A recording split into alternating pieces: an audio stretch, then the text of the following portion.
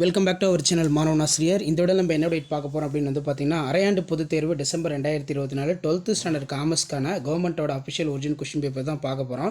நீங்கள் எந்த டிஸ்ட்ரிக்டாக இருந்தாலும் சரி, நம்ம common half yearly examination December 2024 12th standard commerce பொறுத்த வரைக்கும் டோட்டல் மார்க் வந்து பார்த்தீங்கன்னா 90 மார்க்கு. 1 மார்க் பொறுத்த வரைக்கும் 20 1 மார்க் கொடுத்துருக்காங்க. புக் பேக் 1 மார்க்கை வந்து பார்த்தீங்கன்னா நல்லா தரவாக படிச்சுக்கோங்க. ப்ளஸ் இந்த கொஸ்டின் பேப்பரில் இருக்கக்கூடிய 2 மார்க் ஆகட்டும், 3 மார்க் ஆகட்டும், 5 மார்க் ஆகட்டும் எதுவும் ஸ்கிப் பண்ணாதீங்க. எல்லாத்தையும் நல்லா படிச்சுக்கோங்க. இதில் நமக்கு அரையாண்டு பொதுத் தேர்வு December 2024 12th commerce Tamil medium question paper பொறுத்த வரைக்கும் பார்த்தீங்கன்னா, இதில் இருக்கக்கூடிய 2 mark compulsory, 3 mark compulsory, 5 mark எதுவுமே ஸ்கிப் பண்ணாதீங்க. எல்லாத்தையுமே வந்து பார்த்தீங்கன்னா நல்லா படிச்சுக்கோங்க. ஸோ ஃபஸ்ட்டு வந்து ஏதேனும் 7 வினாக்களுக்கு விடையளிக்கும் வினா எண் 30 கட்டாயமாக விடையளிக்க சொல்லியிருக்காங்க. 7 × 2 14. மேலாண்மை என்றால் என்ன? குறியிலக்கு மேலாண்மையின் 2 நன்மைகளை குறிப்பிடு.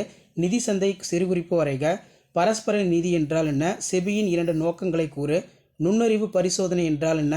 வாங்குவோர் ஜாக்கிரதை என்றால் என்ன? அதே மாதிரி வந்து பார்த்தீங்கன்னா டிஜிட்டல் இந்தியாவை பற்றி சிறுகுறிப்பு வரைக. ஸோ நெக்ஸ்ட்டு வந்து பார்த்தீங்கன்னா கீழே நமக்கு பகுதியில் ஏதேனும் 7 வினாக்களுக்கு விடையளிக்கும் வினா எண் 40 கட்டாயமாக விடையளி. 7 × 3 21. மேலாண்மை கலையா அறிவியலா? இயங்குதலின் முக்கியத்துவம் என்ன? வணிக ரசீதின் வகைகளை கூறு. பணவழி பயிற்சி பற்றி நீ அறிவது யாது? மின் சந்தையத்தின் நோக்கங்கள் யாவை? மாவட்ட மன்றம் என்ற பதத்தினை விளக்குக.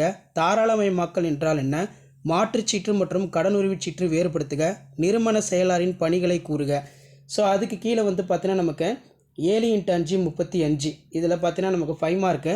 நவீன மேலாண்மையின் கோட்பாடுகளை விவரி. ஏதாவது ஒரு 5 எழுதிக்கலாம். பல வகையான நிறுவன கூட்டங்களை விளக்குக. குறியிலக்கு மேலாண்மையின் முக்கிய நன்மைகளை விவரி. இயக்குனர் தகுதியின்மை பட்டியலிடுக. நிதிச்சந்தையின் பணிகள் யாவை? பங்கு மற்றும் கடனீட்டு பத்திரங்கள் வேறுபடுத்துக.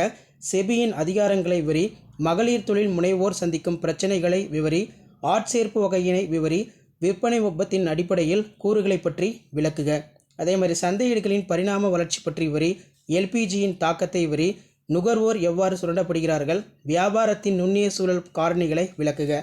ஸோ இதான் வந்து பார்த்தீங்கன்னா 12th standard commerce common half yearly examination December 2024க்கான கவர்மெண்ட்டோட official original Tamil medium question paper. மறக்காத வீடியோ ஃப்ரெண்ட்ஸுக்கு ஃபார்வர்ட் பண்ணுங்கள். மாணவன் ஆசிரியர் யூடியூப் சேனல் சப்ஸ்கிரைப் பண்ணி வச்சுக்கோங்க. தேங்க்யூ.